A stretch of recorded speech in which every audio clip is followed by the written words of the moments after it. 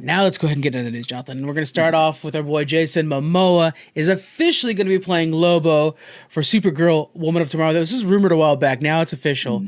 And to me, I think this is like perfect casting. He just feels like Lobo. What do you think? Yeah, so I don't remember Lobo. I remember you've even talked about him, told me about him. I don't remember him from the old series and stuff. But yeah, just by looking at the pictures, it's like, oh well, yeah, that's Jason Momoa. Somebody drew him. Maybe he was a teenager at the time or something like that. But they already thought of him when they made the art. That's the best when you have an actor who wants to play the character, and a character who fits the actor, and they mash together well, right?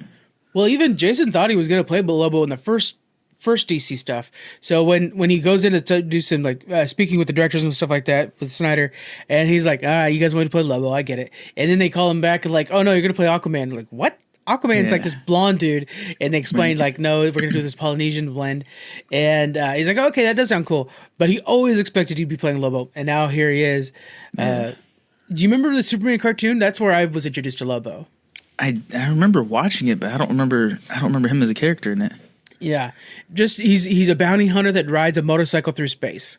Yeah. Again, very Jason Momoa. That just sounds like something you do. Isn't there a character kind of like that in Men in Black in like 3 or 4 or something like that? 3, yeah, kind of the same vibe actually. Yeah. Okay, that's what kind of popped in my head all of a sudden. I don't remember his name either. No, but it's played by Jeremy Clement. That's a good role. Yeah. But yeah, so this one's gonna be for the Supergirl, Woman of Tomorrow, and he is a villain, and he's not the main villain in it, but he will be kind of. I think what they're setting him up to be is a reoccurring villain, kind of a Loki for the MCU. That'll pop up here and there. Anytime you have a galactic thing, maybe you'll hear a motorcycle randomly coming up behind you, and it's just Lobo doing his thing. I like they're setting up these characters that can interplay across other movies without forcing this connection like we see in the MCU. Yeah. As much as I liked Endgame and all a lot of the Marvel movies, when they build up these characters to be the biggest and best and most badass of their world, and then all of a sudden you put them all shoulder to shoulder and they're equal, it kind of just plays them all down. It doesn't. I don't think it brings them all up so much. So you got to be careful how much you interconnect characters. It's good, especially for little cameos or if plot points thread together and like the city's being destroyed at the same time as it was from another movie or something like that.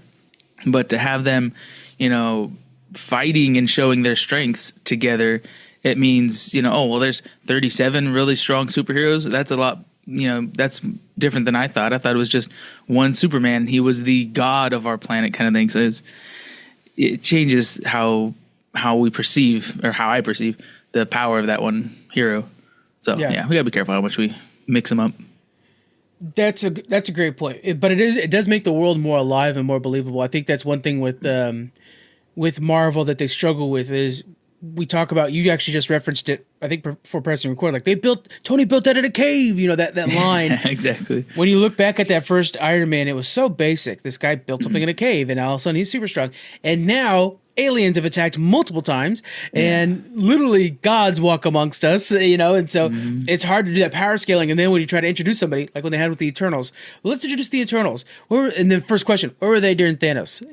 And the first question anybody asks, and you have to address that because, are these heroes that we're supposed to root for? Why did they help us? And so I think something with like this, when it's like, if you had a Thanos type situation, like, they all helped at that moment, and these are the ones that survived that fight. It makes the world a little bit more believable, a little more alive. It's interesting. It's like they're starting their version of the MCU, a few Avengers in already. Like maybe the Justice League really hasn't formed yet, but there has been these moments where Superman already fought alongside Batman. Matter of fact, with Creature Commandos that we're going to be talking about soon, Batman makes a cameo in it. It's just a shadowy figure, and James Gunn was very particular about that. He wanted to make sure it was as shadowy as possible, so he couldn't get any details from it. But it showed like Batman's been on duty. He knows what's going on in Gotham. He's been clocking people. We don't have to worry about seeing his parents die in an alley. He's already got the Bat family on duty, so it's perfect. I love that. Yeah, I like that amount of tying them together where you don't really have to interact with that character. You just need a little seed to know that they're in that world with you. It's pretty cool. It's great. All right, let's move on to the next thing here. We're going to be talking about Jim Carrey. Sonic 4 is already being discussed. It's already, people talking 2026, and Jim Carrey says he's on board with returning. It's a trip to me because he said he wanted to retire not long ago. Yeah, I love to see that he looks like he's having fun with his whole kind of getting back in acting and really, playing a role that I think he excels in. He does. It's funny that who would have thought oh yeah, Dr. Robotnik, that chubby guy from the video games, and he just has fun with it. You're right. And he says he's on board with returning with this, which the end of Sonic 3, no spoilers for anybody, but you're like, how is he going to return to this? But it's a video game bad guy. They always come back. Yeah. And we got the hints that Metal Sonic is going to be the next kind of thing to be introduced, which is such a cool character, Metal Sonic. I remember drawing him a lot in school. What do you think about Jim Carrey kind of coming back? He's doing these long rests now, he says. Instead of full on retiring, he's just going to rest. And he's only picking roles he likes. Yeah. So I think that's great. This one. Yeah. If you can afford to do that, that's everybody's dream, right? I'll work when I want to, when I find something that really, brings out that passion in me. And then when that's not ready, I'll hang out. Maybe I'll work on little side projects or whatever. But when somebody comes up with an idea that I'm really passionate about, then I'll run with it. And he's working in an area that a wide audience can enjoy his movies and stuff. It's not real fringe or horror movies or something like that. So I think it's ideal situation, especially new actors that are just getting started. They can't afford to do that. They need to act in every commercial they can get and stuff like that. But he's a veteran who's a master in his trade, so he can probably afford to just take what he wants and leave the rest. So I know he's really into art too. He does a lot of artwork and stuff like that. So that's kind of what he's doing in his off time.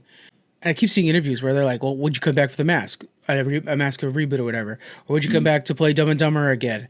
And he's like, "If it's the right script, hell yeah, I would." Like that, we haven't seen that before out of another actor. Yeah. We've always seen that no, I'm done with that, or they come back and the movie sucks.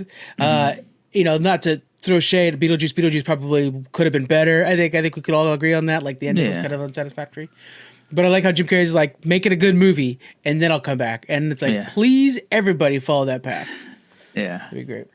Liar Liar was a good one of his too, actually. And so I could see them doing another one of those. Actually, they kind of did. Remember Yes Man? I forgot about that movie. Oh, yeah. That's true. That was the same kind of vein anyways. But yeah, so Sonic 3, we're going to be talking about it more in the future, and we'll do a review for it. That's one of those Christmas movies kind of came out during the Christmas time when we were all on break. But we'll discuss it later on. It won't be in this episode, but later on for sure. And then while we're on the subject of actors retiring, stuff like that, Tom Holland did a great interview in Men's Health. And I'm not the guy, I know when you look at me like, oh, Frank, obviously you subscribe to Men's Health. But you're talking to Tom Holland. I'm going to subscribe. You write articles for him, right? Of course. This is how much you go on the treadmill, guys. Oh, man. I distract myself so much with TV shows and TikTok on the treadmill just to try to convince myself I'm not on the treadmill. Right. Just ignore the rest of us and pay attention to the screen. Yeah. My knees aren't yelling at me right now. Yeah. Gasping for air. Right. So Tom Holland's on Men's Health talking about his acting career and what he plans on doing for his mental health. And he's really been open about his mental health. And he talks about how he plans on retiring as soon as he becomes a dad. As a dad, obviously we're big fans of Tom Holland, but what do you think about this as a dad? I think that's brilliant. So there's the first, especially they talk about the first 5 years of the peak development of your child. And then it's still the young years. You're only a parent for maybe 18 years out of your life, and then they're gone completely. But really the first 12 or so is when you're playing with a child and shaping and molding them, So if you can afford to stay home and be a full-time parent, again, you can have hobbies, you can find things that interest you, and you could take on passion projects. If you want to work in a certain role for a while, that's fine. Work for a couple months out of the year and then spend the rest of the time with your family. But if you're going to choose a time to spend not working, why wait until you're 70 years old and you're spending it sitting in a chair watching TV? Spend that time now, if you can afford to enjoy your family while they're young. That's the best case scenario. I think that's awesome that he's able to do it and willing to do it and willing to speak about it. How it's not only because he can afford to do it, but to invest in his own mental health and probably the wellness of his family. So that's awesome. Yeah. And he's in a lot of stuff right now. So he's kind of he's filling out his filmography quite a bit right now. Mm-hmm. Of course, we all know him as Spider-Man.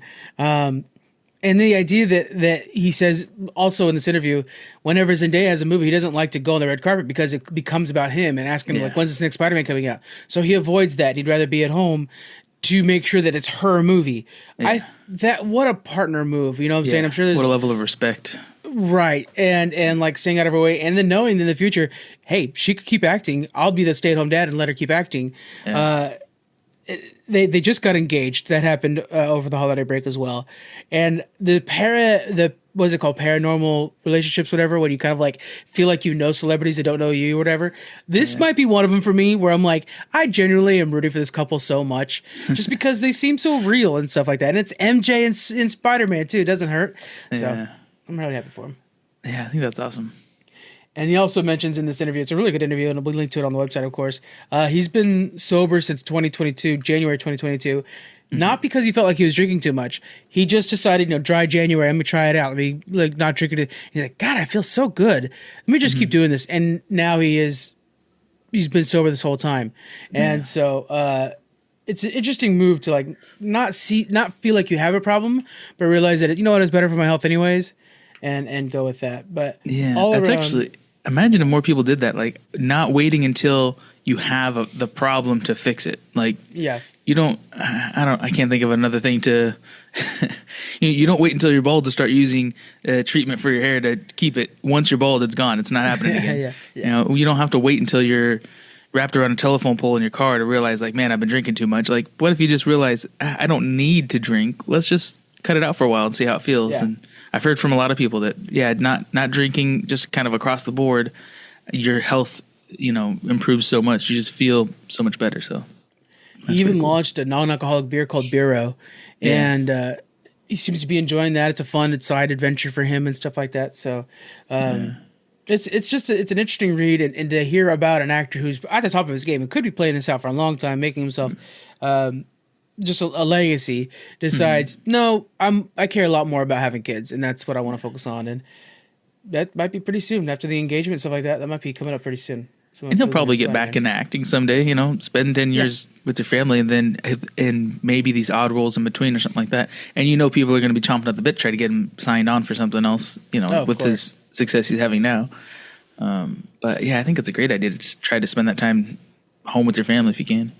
Looking at the Marvel role alone, I think about Tobey Maguire. Like, if you told me 5 years ago, Tobey Maguire will come back as a Spider-Man and then will be in play, never would have thought that's possible. And now, 5 years ago, actually, it was probably about 4 years ago that movie came out. That's how time flies. Oh my God. But now he's in play, and now Andrew Garfield is talking about Andrew Garfield doing a new movie and Spider-Man 4, and he says it's not happening, but nobody believes him. It's amazing how once you join a community like that, it reminds me of like the old Disney actors. You're not ever gone, and the fans always want to see you kind of be active in the community. Not front and center. We understand you want to take the time off, but I expect to see Spider-Man pop up in a Secret Wars, something like that in the future. So don't go too far, But, the kids could get a babysitter for a week or two. Yeah. So one other announcement we got is that they're talking about rebooting Holes. The old movie. That was such a classic movie. I can't remember if it was the 90s. I think it was early 2000s that came out, right? Early 2000s, I think, yeah. Yeah, such a good movie. So they're talking about maybe doing a reboot of it, but not like telling the same, well, it'd be more or less the same story, but it'd be a gender swap roles. So it'd be about a girls' camp who's doing the same thing where they're like pretty much a prison camp, honestly. But they have to dig these holes and try to find this treasure. Or this, what they call it, not enrichment, but building character, I think. You're just going to dig holes and it helps build character. But I mean, and honestly, a long day of work for a kid is a good way to, put out the fires of mischievousness. But generally, that's like a productive work, not digging holes. That was kind of the MacGuffin of the whole thing. Was like, I understand if we were like, whatever, making cleaning up weeds, but just randomly digging holes. But that's to be pretty cool. What do you think? So I never read the book, but I did actually order a used copy of the book, so I'll be reading the book just so I kind of have a little bit better idea about the story. But this movie kind of came out of nowhere for me. I really enjoyed it. It was super good. I've seen it plenty of times since then. But it's one of those movies where it was like, who the hell had this idea to make this a movie? And it ended up working out well. I can't remember his name. The younger kid's he's like on a lot of stuff right now. He's a streamer and stuff of the two main actors. I see him on TikTok a lot. He played Zero. I don't remember the actor's name. Yeah, Zero. There we go. I was waiting for that. What do you think about the gender swap part? What are the benefits to that? Yeah, I think that's fine, but I don't I don't think it's necessary. You could retell the story with the same, genders. I think people like to see women and girls on TV more now than before. Mm-hmm. And I know back in the day, and still somewhat today, but there was and is still sexism where people didn't want to see women in the same roles as men. Women couldn't be pilots and stuff like that for so long, and military and all kinds of stuff. So I think once we kind of broke that barrier, it was, hey, what else can we get women in? And we're getting to a point where it's like everything that, like the Ghostbusters, they're trying to switch everything over from male characters to female. And I think there's plenty of opportunities to do that where it makes sense and where it's a better fit. But I don't think we need to do that just because we can. I mean, just do it where do it where it's a good fit. But it might turn out that it's a better story that way. I guess we'll have to wait and see. But like Ghostbusters, I was kind of excited. I was like, oh, that'll be interesting. See it, with all female characters, and then it wasn't any better. No, and I like those actors too. They're all SNL alums and stuff like that, or whatever. But it just did not do well. And then luckily, Ghostbusters kind of did this afterlife thing, and now we found a new version of old version of Ghostbusters that respects the old version, instead of trying to just totally reboot it. But with this, the thing I'm pulling from a lot is there's that subplot that kind of becomes like where the treasure's found. About, remember the teacher falls in love with the guy, and remember that's all in the Old West subplot for this movie? Yeah, in the past, yeah. Now, what if that's like an inspirational story for a new generation of girls? Because that's all about a girl becoming a outlaw, whatever, to get revenge and stuff. So maybe there's something there where they could use that as an inspiration for a new generation of women, and that's where the gender swap actually has more value than the original version. So in that situation, the genders would be swapped also, because Kissing Kate Bartlow was a female. Oh, okay. God damn, good job on remembering the name. Damn. Yeah. It just starts trickling back in now that we're talking about it. I kind of want to watch the movie again, to be honest with you. But what if she's inspiring to the girls in a way that she wasn't inspiring to, even Steven. God damn it, names. Shia LaBeouf. Jonathan, you're on top of it. So you would say like they go to this camp because they got in trouble, but at this camp they use these stories of this cowgirl in the Wild West, pretty much, to inspire these girls to be criminals or to be because better than they are. They're trying to figure out where she hid all the money, and that's why they find that bullet and stuff like that, and it's got her name on it and stuff. It's going to be so excited. So that all could still be standing, but then the story that's being... Yeah. Jonathan, you're on top of it. But all of that also could lead to like them learning about her and learning how she, took her own. Okay. Future. So not intentionally by the staff, but the girls would hear these stories. This is the ghost stories at night. Is how she turned on society or whatever against the man, rose up against the man, and a woman took power. I gotcha. That's a really good angle. Yeah, that's a good idea. And then especially when you think of like Sigourney Weaver thinks of her as just the place to find treasure, and the girl's like, no, the treasure is learning her story. That kind of thing, So would you swap the staff genders too? Sigourney, you'd want a female. I want to get Sigourney Weaver back. I think she was the best casted actor from the first one. She did such a good job of playing that, like, because remember the first for the majority of the movie, she's seen as almost like likable and like, oh, she's on the side of the kids, and then he's like, no, she's running the staff. Yeah. I think that's a good idea too.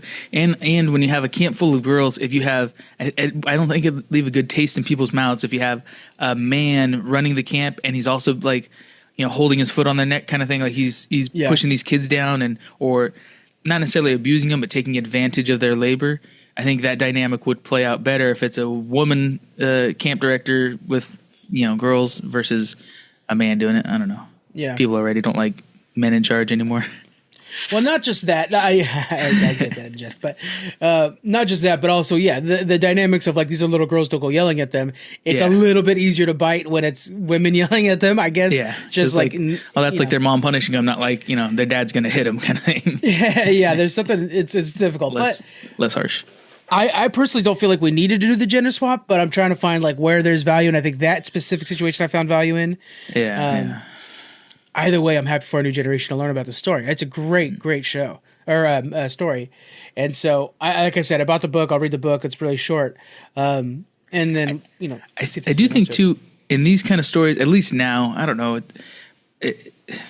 everything's always evolving, but situation of like a boy getting in trouble, being a little hellraiser or whatever, has been told so many times, and that's kind of expected now that boys will be boys get in trouble, right?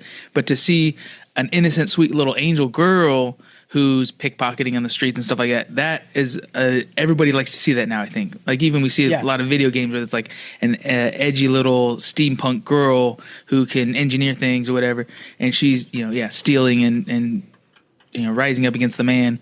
That's a dynamic I think a lot of people like to hear now. So I think this would sell pretty good. Before it was breaking the mold, now it's becoming a new version of the stories that we liked. A great call out on that is Skeleton Crew.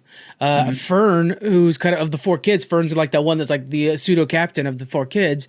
And that would be a role that like back in the 80s probably swapped over. Even KB is kind of like the second in command, who's also, the girl of the group. And Win, the boy of the group, is the one that has all the, is discovering relationship with his father and stuff like that. And, Neil is the one that's kind of the like, I'm scared, guys. I love me some Neil. Yeah, that's true. The genders are definitely swapped there because back in the day, back in the 90s, whatever, the girls would have been the ones that are fumbling around, not sure where they're going, kind of getting lost or causing the next problem that they have to try to fix and stuff like that, where the boys would be taking the lead and like, follow me, we're going to get out of here. That's totally opposite in Skeleton Crew. Yeah, and I like that. That's cool. And it's just showing that like it doesn't have to be so disruptive to do that. Back in the 90s, I remember very well, Lunchbox from Little Giants was such a different character because it was the girl that was, she's mean and she plays football like us. And it was like such a new character. And it's like, that shouldn't have to be so new. And those people exist around us all the time. Yeah. We have cousins that would beat my ass. I know not to mess with Julia. Yeah. Right. She'll cut a bitch. Shoot, show, gotcha. Man, speaking of Julia, this reminds me of a good story. A good story to me. I've always been kind of like, I don't want to talk shit online, I'm just not that, I don't want to do that. And so I'd play a game called Juiced. If you guys remember, Juiced was a racing game where you could race for pink, so it was a big thing for it. I remember that. And so I would have her, she'd sit next to me, I'd play the video game and would do good, and she would sit there and talk shit on the mic. And so she'd be like, get ready, bitches, like yelling next to me, and I'm just like, I hope I win because, man, she's really setting me up.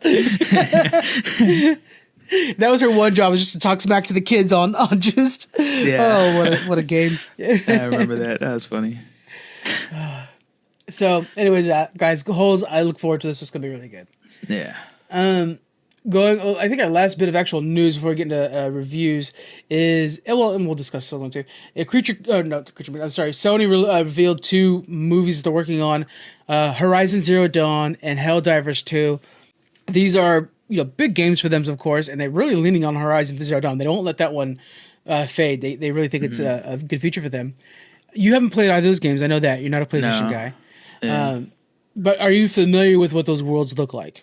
Not really. Just a couple pictures I've seen here and there, but I love the idea of more video game movies. We've seen success and want to keep that going, keep the trend going. Well, it's like we figured out how to do video game adaptations. And once we figured that out, it's like, okay, boom, go, guys. Unlocked. There's a lot of stories out there. There's so much material.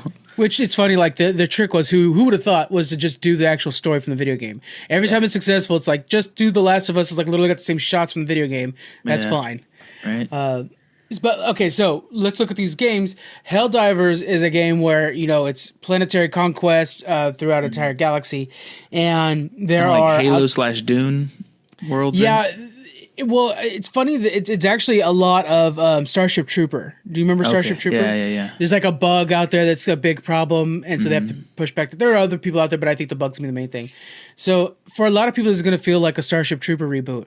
And for those of you guys who don't remember, Starship Trooper is a like kind of a, what is it called? A metaphor, an allegory for fascism. And a lot of Helldivers is that way, where it's just like, they joke around all the time, like, for democracy, and then they like blow up a planet, and stuff.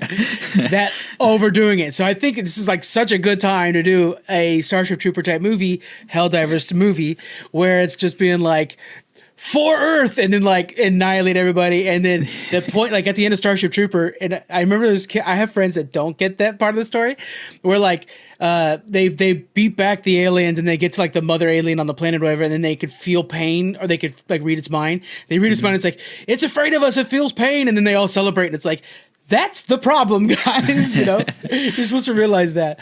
And I think Helldivers is going to do a good job of that, kind of showing that like the satirical side of like over militarized, over powerful and stuff. It'll be fun. Jesus. I don't know if how they're going to portray that well though, but yeah, it'll be fast. That sounds funny though.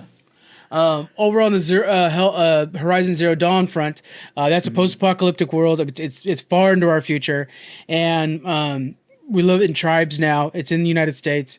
It's not really considered United States anymore, but that's where it's actually at. And this young girl finds a little earpiece that you can put in, and it gives you a heads-up display that shows her like kind of how we have our GPS systems and stuff like that, and it still works. And so she. And in this world, they tried to like fix the climate, and in doing that, created like robotic life, like literally life that can kind of go to birth and stuff like that. They find out where they're being birthed from, but they're dinosaurs. There's a lot more, for the most part. There are other creatures as well, but like dinosaurs that are all robots. And so she ends up going through the path, like in number 2, I think is a really good story, where she's going through the path to try to restart the system that they first put in place to fix the climate that would actually like reboot humanity and actually like spread technology and stuff like that. And she knows things that nobody else knows because she has a heads-up display that shows the future. Like she can literally say like, oh, this road used to be called San Francisco Drive, but nobody else knows that. And then you find out that there's a cult that also has these heads-up displays. So it's just this really cool kind of futuristic world. You have these gigantic vistas, and like the sequel takes place, a lot of the beginning is like in these Utah's Zion Park, whatever it's called, beautiful vistas. So it's a way of like, not all post-apocalyptic movies and shows have to be downers, so dark and dystopian. Sometimes just the technology's gone and like nature came back. That'd be beautiful to see. Yeah. So there's no, who's the antagonist? Is it just these? Well, you said there's these dinosaur robots and these cult-like people? Yeah, the dinosaur robots are like the problem, but not the villain. The villain is like a cult that's trying to like use the technology that they could still find here and there to hold power over people. And she's like, no, we could use this to restart the systems and free people and, make sure there's food supply all the time and stuff like that. That's cool. Are the dinosaurs like Transformers where their technology can change all the time, or is it when they grow into a living No, you find technology? out that there were like these big facilities built into the earth that just like pump these dinosaurs out, and it's like there's certain blueprints that are like, these are only, and sometimes they're deer, like it's not just dinosaurs, but dinosaurs are like the they're trying to replicate life, but out of technology. Yes, yeah, okay. And that system went haywire. So if like that they could actually create life there or something like that, it'd be a little more helpful. But yeah, that's interesting. Yeah, that sounds really good. I'll watch it for sure. Sony's really pushing into Hollywood, and I think that the idea of them embracing the movie or the entertainment business is such a good idea because they have so many really good stories. Like The Last of Us was a really good example of that. Is there any other company you feel like should be pushing more? Any video game company you think should be pushing more into Hollywood? Honestly, I can't think of a video game that wouldn't make a decent adaptation because all these video game stories, they're kind of. You know how long it takes to make a game, so the story gets flushed out so thoroughly. It's not like they just threw together a script. And if you play a game and you like it, it gets the reaction of the fans and it sells. So the games that we could think of were the good stories, and the ones that we forgot about were the bad ones. The one that I talk about all the time, and I think always makes a good story is Portal. We both played it, loved it, and it was just it's a person kind of trapped in this. Research lab that's ran by robots pretty much and trying to find a way out. I think it would make an awesome movie, or even more so a series would be cool. But and then with the nice thing with that one too, by the way, is they don't tell you everything. You have to discover it. And through little nuanced moments and stuff like that makes for a great series. I think with the success of Fallout, let's go back to Bethesda and let's do an Elder Scrolls. Do a full fantasy world with Tamriel. Oh, that would be big, though, right? That'd be building a new Game of Thrones or Lord of the Rings type world, right? Oh, yeah. And start with the earlier days when there's not a lot of dragons around, so you could save on the CGI. But like I think the Oblivion story with like the Hell Gates opening up, which Sky Oblivion, by the way, guys, the remaster version of Oblivion that's all fan made, should be out this year. I just saw an update from them. They're making some really good progress on that, but. That's such a great story to tell, and you could bring in amazing actors. Because remember that, like even in that game itself, Patrick Stewart's the king, and Sean Bean plays like the next potential king, which is Ned Stark himself. But we could have things where you run into a town and you're helping people out, and you can have really cool stars in that. Tell really good stories. The side quests are really important, and just totally build the world of Tamriel. And then you could keep telling stories, do spin-offs, do different movies, all within the world of Tamriel with the certain set rules of, hey, this is what dragons look like, these are what dragonborn are, these are what the different races are. Dwarves used to exist. There's some amazing technology that they used to have. Like, I love that idea of like, let's build a world kind of like how they do with Game of Thrones, where like you could do spin-offs of Game of Thrones, they just all have to exist in Westeros, and these are the rules of Westeros. Yeah. I think that would be a good move. And then Bethesda, they've built it out so well that I think they could just keep going with it and just tell those stories. Do you think you could tell those stories in the confines of a movie, though, or do you think they would have to be like HBO series? I think a series, of course, I think, let's be honest, guys, I think nowadays a series does better every time now. Yeah. I have a hard time thinking of, like, you have to be really punchy, like a Mad Max, to not do better as a series. I think what could do good in movies is things that are like a bottle episode where you can have a short arc and contain it from beginning to end in a movie. But nowadays, if we want these big elaborate tales with changing characters and a lot of growth and stuff like that, you pretty much have to put it in a series. To fit so much in a movie, you end up chopping a lot of it out and condensing it down to fit. People don't want to sit in 3-hour movies like they used to be willing to. They want an hour and 40 minutes and then that's it. So it's like, gosh, you can't tell a whole story. You can't really develop a character in that time now. You know what? One of my favorite movies of the last 5 years, especially unexpected, was Dungeons and Dragons. Yeah. And that's the way you could do it. And, maybe even like just ditch Elder Scrolls altogether and just focus on the world of Faerun or whatever you want to call it, the Forgotten Realms, and do more Dungeons and Dragons. But that was the whole thing where it's like, we don't need to tell you all the details about the world around you. We're just going to throw you in it, and then you're going to discover it as you go along. That movie was so well done. And yeah, that's a good way to do it. Yeah, and I think that it was more fun for the fans too, where they're not really you're being spoon-fed plenty, but there's a lot around you to discover, to realize, to recognize as you watch it and learn. And then, you might see, this magical, creature or whatever in the background a few times, and they don't become relevant until, the third movie or, the fourth episode or whatever it is. But then you're like, oh yeah, I recognize that. That's part of the world. And then you learn about it in more detail later.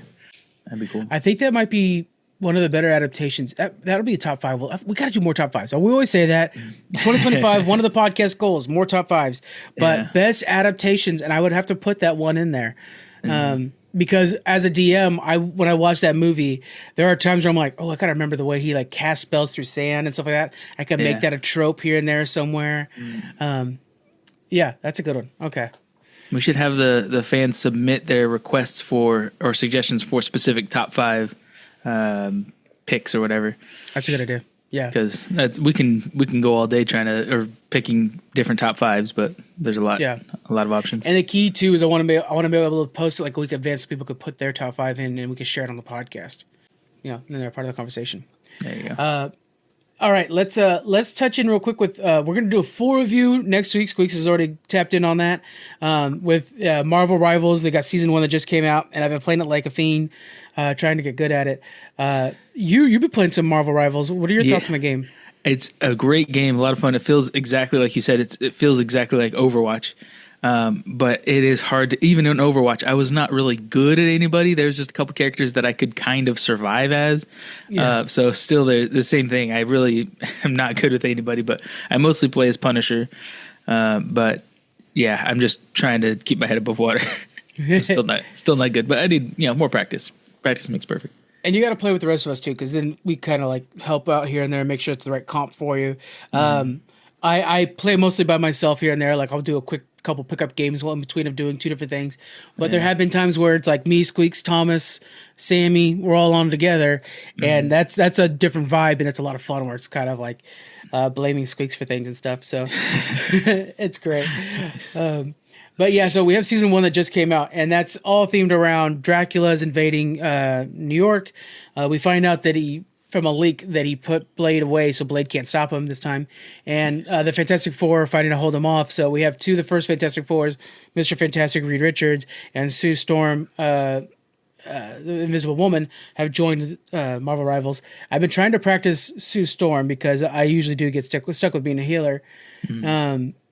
And it's just really good. The new patch comes out, the new maps come out, the new characters come out, seamless, no problems at all. I was literally on by chance because I was working on other things. It's like, oh shit, it's midnight and the game's coming out, the new patch coming out. It ended up coming out at 1 a.m. So I played it. It was like no problem. I've played so many games that were wait for the midnight release and there's bugs, nothing. It was super clean. Yeah, that's awesome.